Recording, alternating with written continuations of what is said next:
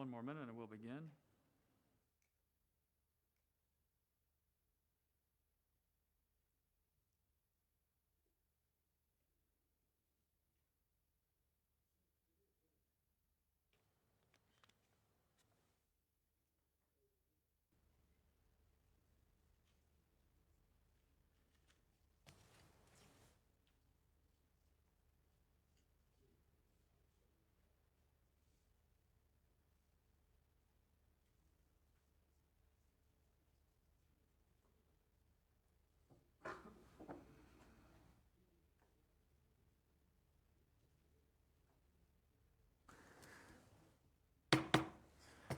It is 7 p.m. Welcome to the City of Richmond Hill City Council meeting, December 1st, 2020.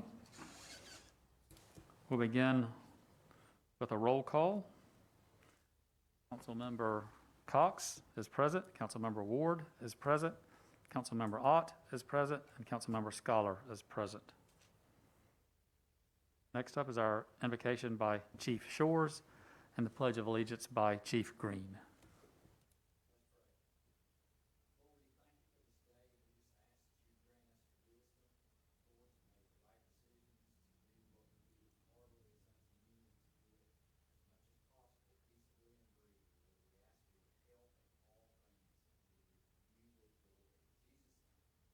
Amen. Amen.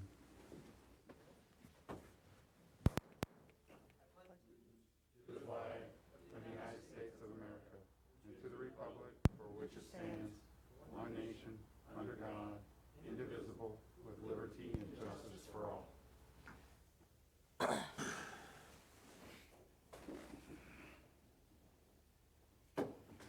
Next on the agenda is our consent agenda and the approval. Is there a motion to approve the consent agenda? I'll make a motion, we approve. Motion to approve by Councilmember Cox. Is there a second? I'll second. Second by Councilmember Ward. All in favor? Aye. Aye. The motion carries. Planning and Zoning, Scott Allison. Good evening. First, I have the Planning Commission Architectural Review Board verbal report.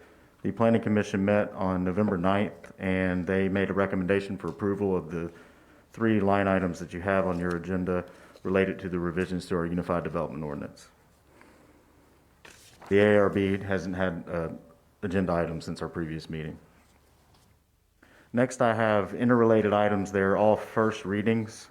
City attorneys advise that they do not have to be read in their entirety in this first reading, but I do want to give a brief overview. So you were provided a copy of the Planning Commission agenda via email when they had their meeting on November 9th, as well as a copy of these revisions at the workshop previous that we had. The first item, which is item number 2 on your planning and zoning items, is related to revisions are mainly housekeeping. You have within your packet the synopsis of those revisions, as well as they're marked up in their entirety for your review. If you have any questions between now and the second reading and item for consideration, please let me know, and staff will provide you any answers to your questions promptly. The crux of it is, and Planning Commission did recommend approval, is there's a lot of housekeeping, like I mentioned, to combine the Historic Preservation Commission with the Architectural Review Board that's interrelated to the other 2 agenda items. But while the Unified Development Ordinance hood was cracked, for lack of better words, there were some revisions that needed to be made, primarily to our landscape ordinance. Our buffering requirement was insufficient, and some of the tree requirements as well for mitigation and number of trees per lot, which we did go over at the workshop. The second reading is related to the section of the Unified Development Ordinance that establishes the historic district.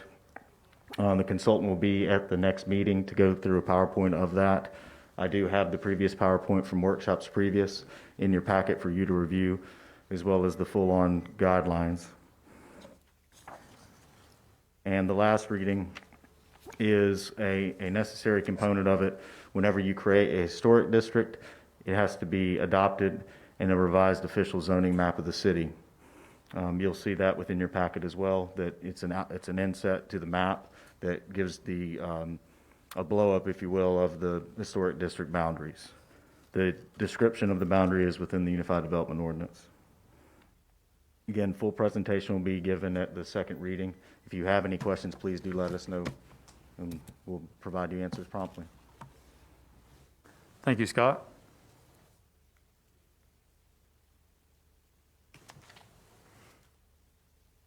Next up is the city manager, but Chris, before you begin, I'd just like to say a few remarks regarding our budget and the planning. This budget that we're going to discuss and vote on is the result of months of careful consideration and cautious planning by the city manager, finance director, and department heads, who are our best sources relating to the respective area. With many moving parts, a reasonable projection of revenue has been balanced with projections of what 2021 will require in order to effectively guarantee the services our residents need. Police and fire protection are perhaps the most important, and advising a budget that provides our residents a safe home is a complicated undertaking. Fortunately, both our fire chief, Brendan Green, and our police chief, Mitch Shores, with professional input from their respective staffs, have formulated a budget and operational plan that works, as we have always done, as have all other departments.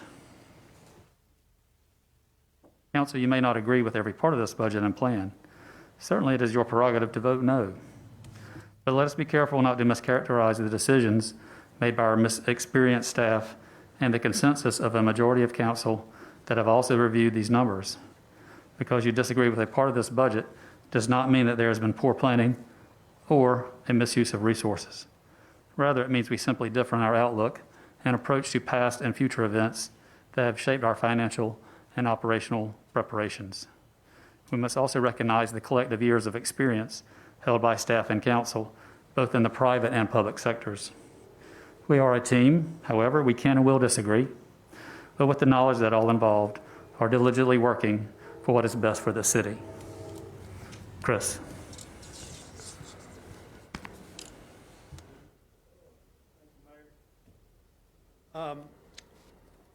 I am going to just kind of go over the high-level parts, and we've got Derek here, our new finance director, and between he and I and any department head who's here that can, we'll try to answer any questions you may or may not have.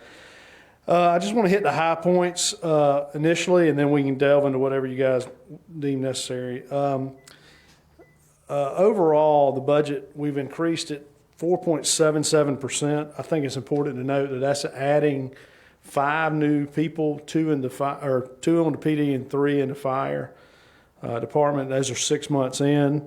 We've also planned the cost of living adjustment for staff. We've got some medical insurance increases built in here, as well as potential merit increases. So I think the ability to do that with a less than 5% increase is a pretty good budget. We feel pretty strongly that it's a little conservative, as we always try to do to make sure we don't miss any numbers. We've also increased some levels that we've historically have gone over, especially in repairs items. Those numbers and this has been brought up multiple times where we've missed, especially on street repairs. We've added that one up. We've broke fleet out to each department, and so we feel like this is the second year that we've done actuals. This is the second year we've based it off of actuals, and the amendments should be a little bit less than they were in the past. Derek and I have talked a little bit about amendments going forward. We're going to try to do those when they're needed during the year, so we're not doing them all at one time. I think that's a pretty good change. Other than that, you've got the budgets in front of you. You've had them for a month or so, well, since October 21st. Just know that this is a collective group effort from all the staff, and they've done a great job in everything I've asked them to do. So I'll be happy to answer any questions, Mayor. Council, do you have any questions or concerns regarding anything in the budget? Yeah, I have a concern. Okay. I'd like to talk a little bit about the fire department Sure. budget. And I know we didn't get the SAFER grant, and that set us back planning-wise, but since you and I discussed this morning, I'd like to go over it again just Sure. to, I'm concerned that we have the new temporary firehouse coming online here fairly shortly, if I understand right, correct? Correct. But we will not have it staffed to be operational for the first 6 months of 2021. Is that correct? Correct. Okay.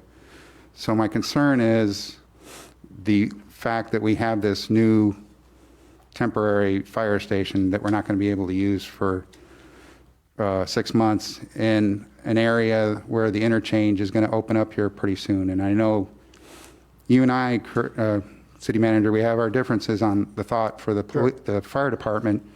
You think that their primary focus is structures and fires. I agree with that, but I also know that they're busy with auto accidents as well. And my concern is that we have that facility available once the interchange opens up, that we're not going to use it to be responsive enough for situations like that that come up. Okay. Well, I think a little history of where we've kind of started with this and the why it is what it is. Back in, 16, 18 months ago, we started talking about this fire station and this fire truck. And we approved that in January. And so at that time, we felt like the development out there would be going a little faster. Well, obviously COVID hit, and that's delayed that somewhat. I will tell you that we probably had 6 to 8, Brendan, renditions of the budget between different components of 0 staff, 3 staff with SAFER, 3 staff without SAFER, 6 staff with SAFER, 6 staff without SAFER, personal training officer, and all these different ideas. We sat down and came up with what we felt was the best plan moving forward. Now, I understand what you're saying, and in a perfect world, we would go out there and put those things in place, and probably even more than that. But we had that conference call on May 1st, and we had it with, I think I talked with all of you, matter of fact, and we talked about the SAFER grants. And we said we were going to do 3, and then I said, and it came out of COVID, that they were going to do 100% funding for 3 years instead of the sliding scale down. And we all said, well, if that's the case, let's do 6. Well, I also said at that meeting that there would be a funding gap if we did not have SAFER. I went back and checked the notes today just to make sure I was right on that. So this is not a surprise to me. It may be a surprise to y'all, but I knew that if we didn't have SAFER, we were going to have some issues with funding to get that thing operational in January. Now, nevertheless, I am 100% comfortable in the budget that we presented, and I'm 100% comfortable that this is what the city needs to do moving forward in that area. And as you mentioned, you and I disagree on that, and that's fine. Mm-hmm. But that's just kind of from where I'm coming from on that aspect. So I hope that at least helps understand where we're coming from on the staff side. Yeah, and you were very, very detailed about what we discussed this morning as well. But I still have that concern, sure, especially after talking to you and Chief Green at that meeting this morning, that, you know, the fire calls that they get, either grass or structure, mm-hmm, was about 65. He said 60 to 70 in the meeting, so I just said 65. But we've had 111 calls from the fire department from the beginning of the year to the end of October, right, at 111. So that's almost, not quite double, but close to it. And when that interchange opens up, again, I would much prefer to see that fire station open to alleviate that situation. Because, Chief, can I ask the Chief, sure, a question? Sure. How long would it take you to get from either Station 1 or Station 2 to that interchange? It's taken us approximately 10 minutes under emergent conditions, and when we've responded to a couple incidents at Caesarstone, so about 10 minutes. About 10 minutes? And if we had the firehouse available, how long would it take? Across the street. minute and a half. Okay. Can I ask you a question? Are you comfortable with the budget and the opportunity to amend it as conditions change? Are you comfortable with the budget as it's drawn up?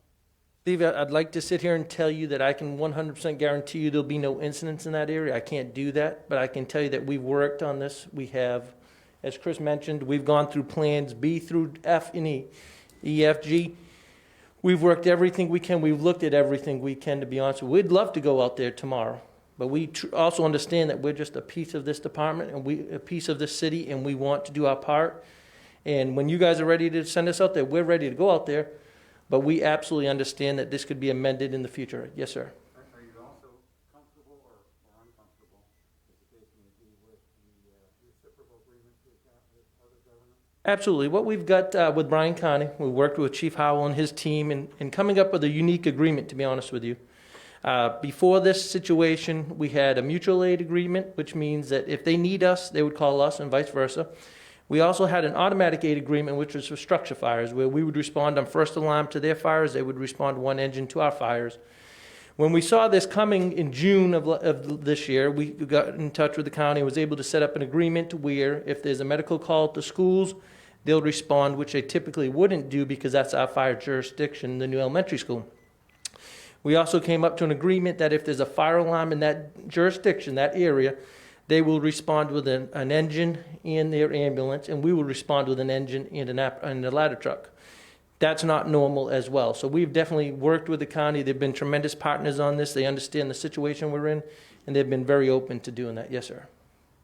Well, just to reiterate, I'm not opposed to amending the budget if the conditions warrant. I just don't think the conditions warrant it at this time. Yes, sir.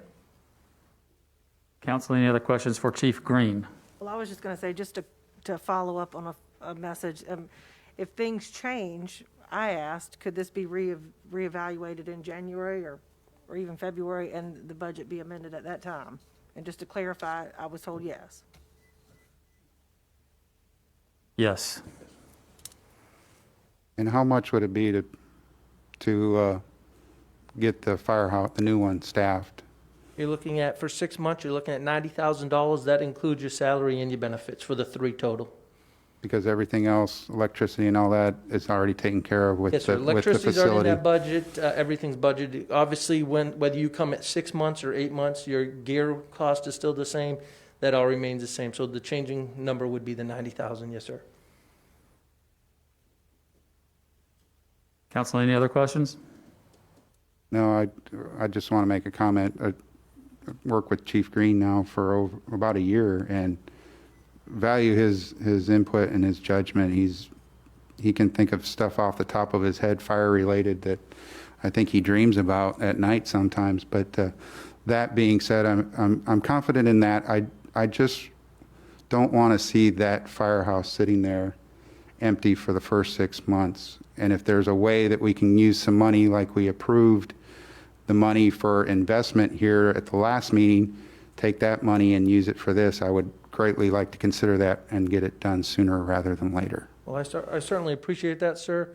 But when you start talking about those different avenues, those are lanes that are definitely not in my lane. To be honest. I understand, but I would like us to maybe, going back to you now, Chris. Thank you, Chief Green. Thank you, sir. Thank you, Chief. Green. I'm Councilmember, sorry. do you wish to amend the budget with an allotment of $90,000 to go towards opening the fire station? Would you like to make that motion? I would like to make that motion if that's, Motion is made to amend the budget by Councilmember Ott. Is there a second? Hearing no second, the motion to amend fails. Councilor, are there any other questions regarding the budget? I'd like to make one comment. As a council member and respectfully to my colleagues, I think my job as a council member is definitely the oversight of the budget. I do not think it's our job to determine staffing needs. So I rely on the professional staff of Chief Green and City Manager Chris Lovell to lead us in the right direction, and I trust y'all, and that's my. can I make a comment to that? Sure. I'm not trying to direct staffing. I'm trying to increase our public safety situation. And if, again, we have an empty building that's available to us where we can be more responsive to our residents, that's my goal. You voted against a ER hospital, so all of a sudden you're into safety and, I am into safety, but okay, if you're going to use that against me, Robbie, the fact of the matter is, if we have somebody out there, what's the cost of one life out there if we have an accident? Council, are there any other questions regarding the budget or comments? Hearing none, is there a motion to approve the budget for 2021? I'll make a motion to approve the budget for 2021. Motion to approve by Councilmember Ward. Is there a second? Second by Councilmember Scholar. All in favor? Aye. The motion carries. Last item I have is the disapproval for the SPLOST 7 allocation for Bowles Park. You guys remember we talked about this at the workshop. Has to do with the ADA parking area and the entrance paving and drainage. It's $27,608. We kind of went over it pretty well in the workshop, but I'd be happy to answer any questions.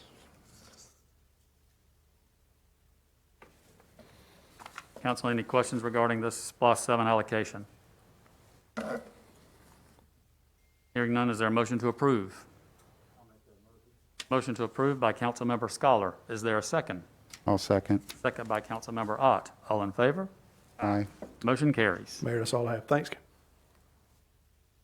No new business. Communications, Chief Shores, would you, I understand you have remarks about the jingle patrol. Yes, sir. Thank you. Just want to make you aware of what we're doing. We did this last year. In fact, we've done it since I've been here. But starting today, December 1st, till after Christmas, we may run it through January 1st, just kind of do a little bit of this by feel. But we have extra people working. We call it the Jingle Bell Patrol. These are people that are in their uniform of the day. They're in mark units. They are specifically assigned to the shopping center areas, all the little strips, the little gas stations, the subways, all those little things. I'm not going to tell you what times they're there. They just know that they are in the high volume times. They're there when it's dark. They have no other duties other than that. They'll be making some noise. They may be stopping some people, writing some citations. Anything that looks funny, you know, they'll take a look at it. And obviously we have a number of goals, but the primary goal is to keep people safe, particularly from any type of robbery during this time of year. Everywhere you live in this country, this time of year, unfortunately, crime spikes. You know, criminals like to give out Christmas presents too, and unfortunately they target people, you know, who work for a living and have businesses. I'm sure all of you are aware of that. So we have a specific strategy to combat that. You'll probably see some extra blue lights around the shopping center areas. Just wanted you to know what they're doing, and feel free to call me if you have any questions. Thank you. One last comment before we adjourn. Staff, all involved with the budget, kudos to you. Thank you for a job well done, for your diligence, your patience with us, and your guidance and direction and your knowledge and your experience. We thank you all for that. And City Attorney Ray Smith, it is always great to have you here. Ray has faithfully served the city for over 40 years. Thank you, sir.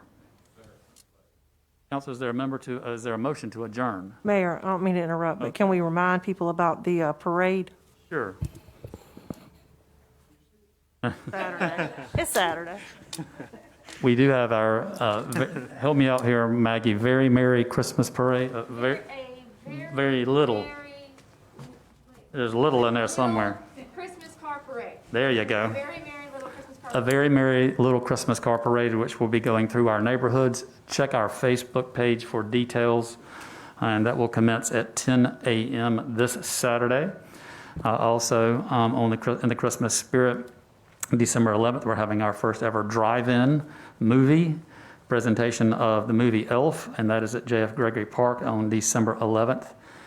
Check our Facebook as well for that, and when tickets will be made available, get your tickets because those will go fast per car, and they're free thanks to our sponsors, Bo Cook Realty and T-Mobile.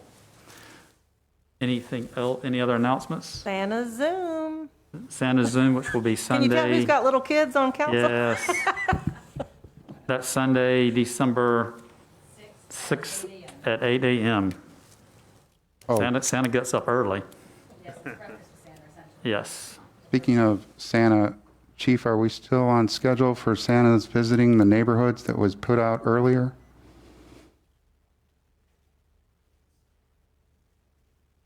Yes, sir. Santa actually started visiting neighborhoods tonight at 5:30. Yes, Okay, sir. We're on terrific. schedule. Started today. Yes, sir. Started tonight.